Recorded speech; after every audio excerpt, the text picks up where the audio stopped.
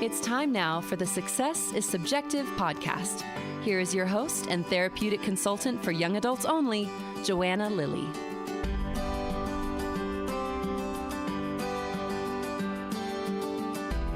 Hi, and welcome to the show. Today, my guest is Jack Gillespie. Jack is a dedicated professional with a strong background in social work and adventure therapy. He holds a Master's of Social Work, so an MSW, from the University of North Carolina at Wilmington, is a licensed LCAS, which is a licensed clinical addiction specialist, LCSWA, which is a licensed clinical social worker associate, and a CCS1, which is a certified clinical supervisor intern. Lots of acronyms. Jack is also a certified health coach. He recently finished his 200-hour yoga teacher certification and hopes to begin instructing clients at Momentum Recovery. Jack plays a vital role as a facilitator for Momentum's experiential and adventure-based therapy. He believes in the power of unique and challenging experiences outside of the traditional clinical settings, providing young adults with a structured and supportive environment for growth and transformation. Jack is originally from Rye, New York, and we talk about this a lot during the interview, but he's called Wilmington, North Carolina home for the past 6 years. Beyond his professional pursuits, he is an avid outdoors enthusiast and enjoys activities like surfing, free diving, spearfishing, and fly fishing. Jack completed the nationally competitive Ironman triathlon race in Chattanooga in 2022. Ironman is a long-distance endurance race that consists of a 2.4-mile swim, a 112-mile bike, and a 26.2-mile run. Jack completed his Ironman in 12 hours and 30 minutes. Fun fact, that's impressive, Jack. Jack's always looking at challenging ways to push himself and plans to race in a 50-mile beach run next March. He grew up playing ice hockey and lacrosse throughout high school and continued his lacrosse career in college at Elon University. Jack majored in sport management, hoping to follow his dad's closest friend's footsteps as a professional sports agent. Again, we talk about this too. But after graduating from Elon, Jack moved to Kenya, where he taught baseball with his friend's nonprofit, Baseball for Africa. Once back home, Jack moved to New York City and quickly realized the fast-paced city life was not suited for him. He battled with addiction for a few years before finding himself in a wilderness treatment program in Bend, Oregon. From there, Jack moved to North Carolina to continue his sobriety. Jack now works for Momentum, and he is the first alumni to become a fully licensed member of the clinical team. Let's get to the interview now with Jack on today's edition of Success is Subjective.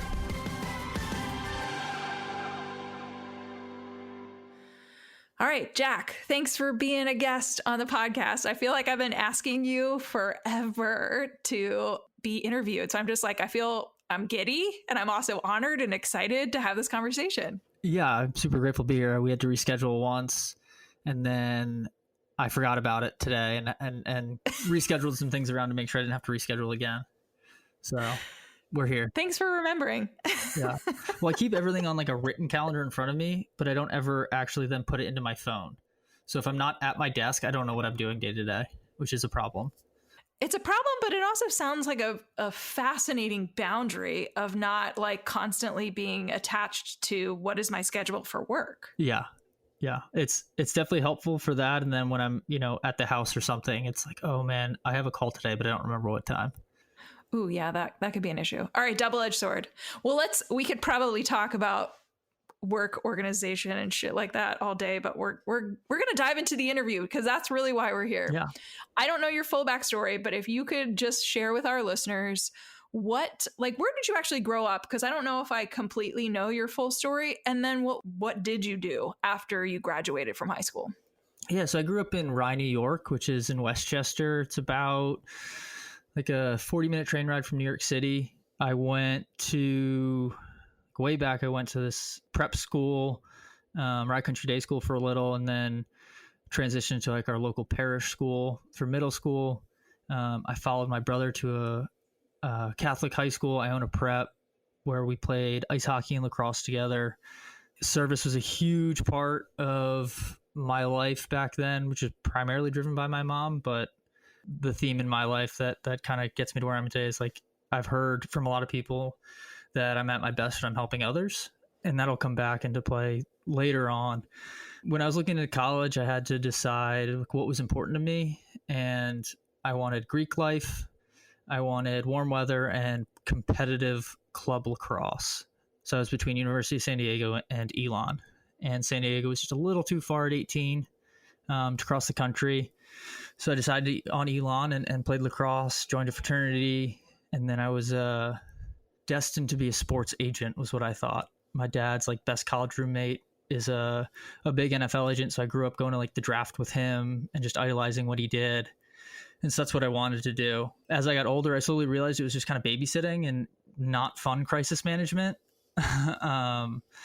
which is kind of a surprise because it's kind of what I do sometimes today. So yeah, college was good. Like I graduated in 4 years. Definitely school and academics was not my priority. Big into my Greek life identity, big into the lacrosse and just kind of partying and having fun. I maintained good enough grades to keep my parents off my back, continue to support my, whatever I was doing at the time. And then life kind of hit me in the face after graduation. I moved to Kenya, actually, after I graduated to teach baseball. And everyone always asks, like, Jack, you're a lacrosse player. You don't know anything about baseball. And I will tell them, well, I know enough about baseball compared to maybe someone who doesn't play. So I taught baseball with a nonprofit, Baseball for Africa, for about 4 months. And then I traveled in Africa for 2 months. I got to climb Kilimanjaro, hiked with some gorillas in Rwanda, and things were really good in my life as far as my substance use. Really not a problem there. When I moved back and moved into New York City, it was just kind of off to the races and just a lot of dead ends for me in terms of trying to find what I wanted to do with my life. So I bartended for a little. I worked at this startup, which was fun, but not what I wanted to do. It was essentially kind of selling outdoor kitchens, and I was our product guy. So I found all the different products that went well with what we were selling. And eventually I had an intervention. I would have these, I guess at college, my parents didn't see this side of me.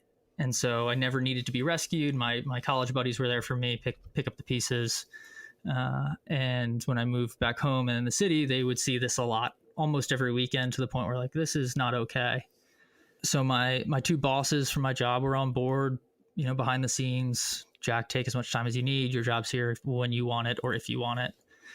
Looking back, I would think I was probably, I actually met with my interventionist this past year. He was in Wilmington and I met up with him and he's like, Jack, I had 3 days scheduled for you and it took about a half hour for me to agree to this. And a year before I'd asked a friend if I needed treatment in a haze, and she reminded me of that conversation on my amends tour. And since then, treatment was hard, but it was pretty easy in terms of kind of just surrendering and doing what was maybe expected. Made it through wilderness. And then surprisingly, I was told I needed to go somewhere else. And my consultant told me that you've got 4 options, but I know where you're going to go. And I called a handful of the other options, didn't like them. I called Rick here at Momentum and I asked him 2 questions. I said, can I smoke cigarettes? He said, yeah, I don't care. And he said, can I surf after group? He's like, yeah, I'll surf with you. And so I found myself in Wilmington in December of 2017. Here, my girlfriend broke up with me. The startup closed, so I really had nothing to go back to in New York. And about 6 months here, Rick sat me down. I was like, Jack, what do you want to do? Where are you headed in life? And that kind of quote of being of service was influencing me again. And so I kind of just asked him for a job. I wasn't ready to leave Wilmington. I liked the beach. I liked the town. I really liked mainly Rick, just in my life. And I didn't really want to lose that, how it looked. And so I started being direct care after a little break from being a client. I applied to UNCW, the only school I applied to. I wasn't interested in leaving Wilmington, and Rick felt like I was going to get in, so I just trusted that. And I opted for a 3-year part-time program so I could work full-time. I thought a lot of my learning would be done here.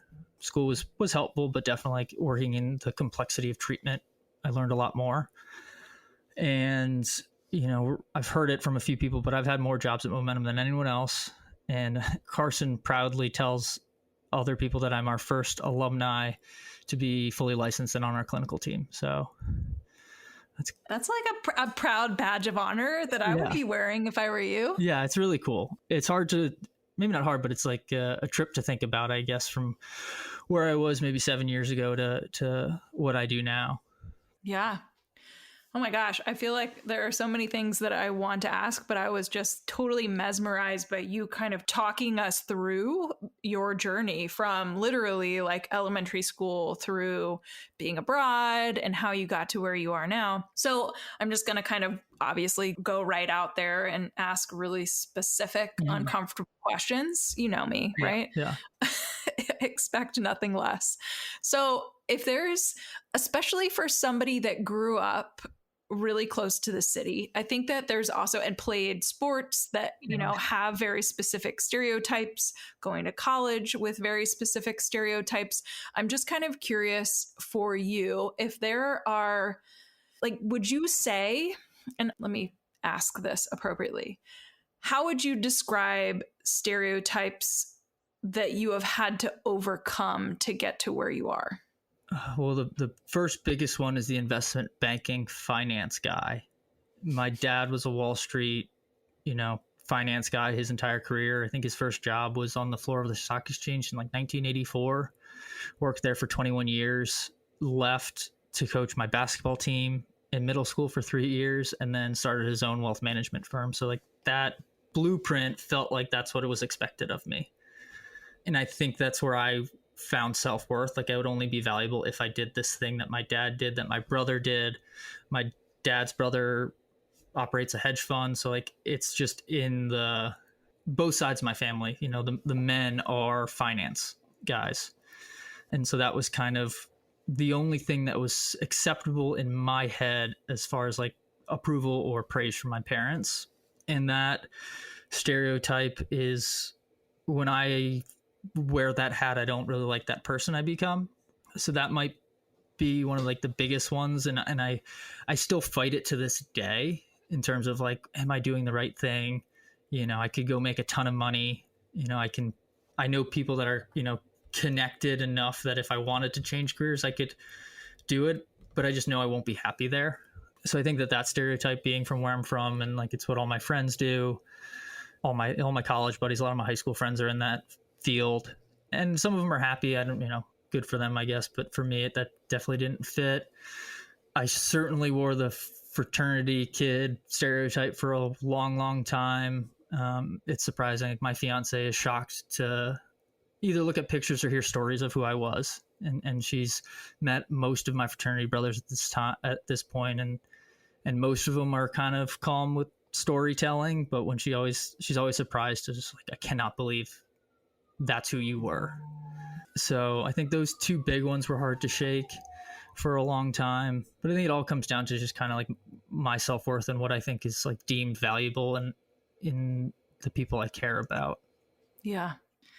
Thank you for answering that. I know it was kind of, again, I know that I was like setting you up for a very like deep and potentially vulnerable question. I mean, we're talking about success here. That's kind of the baseline, and that can be it can be a touchy subject, right? Depending on, and especially for somebody, again, that was raised outside of the city. As somebody that grew up outside of DC, I feel like that stereotype or that pressure still exists for me. And it is almost like on a daily basis or every once in a while, you have to like ask yourself, and it's totally because of where we were raised, right? Like, is what I'm doing successful? Should I be doing something else? It's like every time I go home and spend like up to a week, I slowly change what I wear. If I go, because I start spending more time at the country club and all these things of like, and I love playing golf. I love, the area that I grew up in, but there's a mold, and me with a bunch of tattoos doesn't really fit in there. And like, that's always a little jarring because I always spend like a week in New York, and it's specifically New York. Like if I go somewhere else with my parents, I can be me, but that New York, it's just so easy to fall back into for me. Okay, so I feel like this is also a good follow-up question, and maybe it has to do with what you're talking about. But if you could give your younger self any advice, what advice would you give yourself? Ooh, that's It's a good one. I think I'd ask myself to be honest with my parents and know that my experiences are valuable, and like I'm a very emotional person, and I held on to a lot of things, and I wish I didn't have to deal with it alone. I can tell my story in a lot of different lenses, and all like the traumatic events that I experienced, or if I didn't have to be alone with them, I guess I would probably just, if I couldn't share them with someone then, like share it with me now, just talk about it. Mm-hmm. That's so important, especially, I mean, you are the first alumni, right, to be a licensed clinician on staff. And you kind of alluded to it, right? The original vision of what you were, like the career path that you were interested in, all of a sudden you had this like, draw the curtain back kind of exposure to what that job really entailed. And there's a parallel to kind of what you're doing now. Not that being a clinician is equivalent to babysitting adult boys. I want to be clear in saying that. But there are certainly situations where that might feel like that's how it is in the day. So I'm just actually kind of curious, from you kind of talking about your own journey to now looking at who it is that you're working with, right, on a regular basis. Is there any theme that you are seeing in kind of this younger generation of young men that are seeking treatment for mental health and substance use? I feel like the big theme, and I think there's a lot of things that go into it, but it's definitely changed from when I was in treatment. The big thing is COVID. I don't know. I just feel like that's a major thing that the young adults that I work with went through in pretty formative years. So it's like a lot of isolation and yeah, just like general not okayness.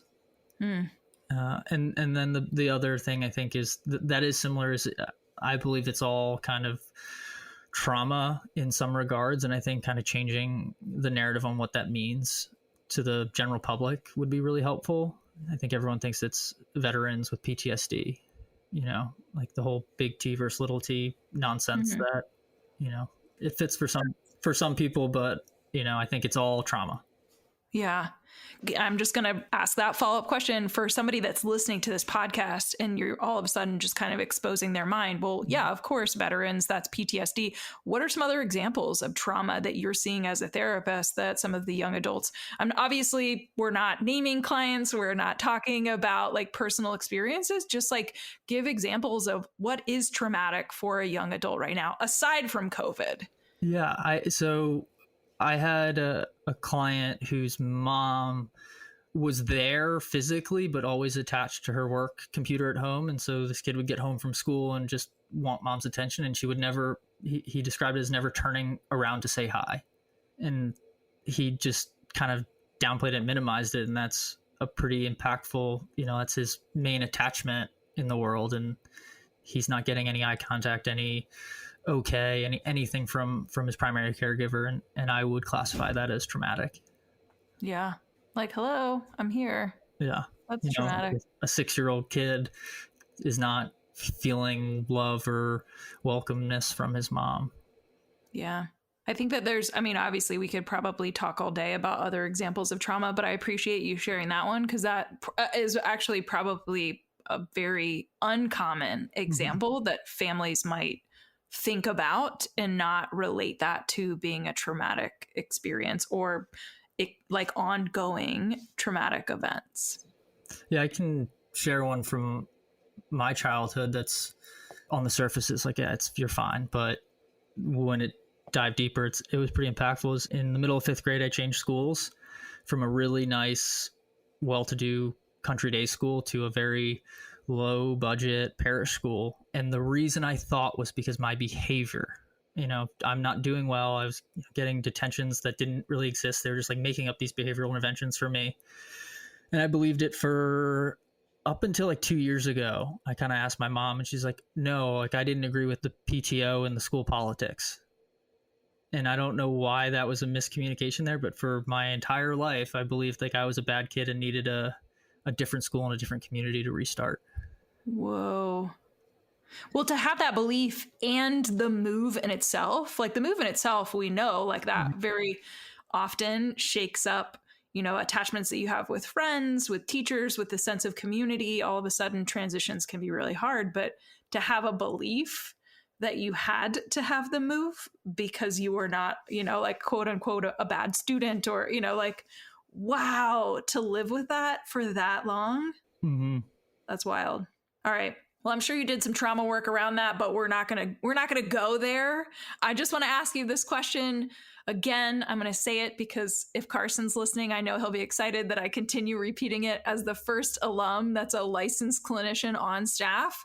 Now that you have kind of shared with us your full journey of like where you started to like the personal and professional path to where you are now, do you see yourself as successful? Yeah, absolutely. I success is, I guess, is change. I mean, is subjective, right? Like it used to be how much money I was going to make and how many country clubs I could join and all these things, and my handicap in golf, like all these nonsense. And my success, I think, is defined by my relationships. I'm getting married in September. I'm very, very excited and feel that I deserve it. And like I'm worth partnering with someone for the rest of my life. I've got 2 nephews. My relationship with my parents is great. We're always improving. And then the community that I have in Wilmington. So like my success by my community is I'm happy to say it's like I'm successful in that. So yeah. I love how you I think the overarching theme that I was hearing you say is success to me is relationships, right? Like, how am I in relationships and what relationships do I have? And that can be the definition of or view of success for a person is like, this is where I belong. Mm-hmm. Well, Jack, thank you again for being a guest on the podcast. I really appreciate it. We'll make sure that we have links in the show notes for anybody that might be interested in connecting with you directly to kind of hear more about your path, because obviously this interview is super short, but it's meant to be a tease. We want folks to connect with you to learn more, and then also to learn more about Momentum. Yeah, I'd be happy to connect with anyone who wants to reach out. 30 minutes is really quick, and I'm happy to be on your podcast. Well, thanks again for being a guest.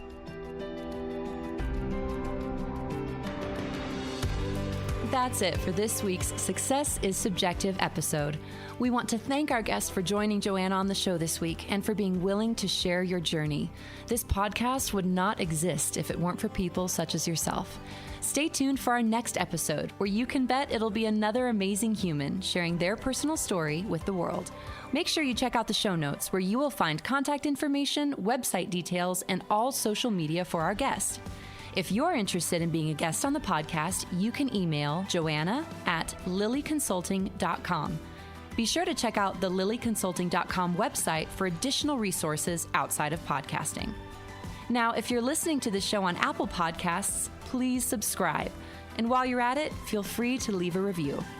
You can also download to listen to the Success is Subjective podcast on other popular podcast apps, such as Audible, Google Podcast, iHeartRadio, Spotify, Stitcher, and TuneIn Radio. Thanks again for listening in, and remember, there is no single path through life. Success is what you make it.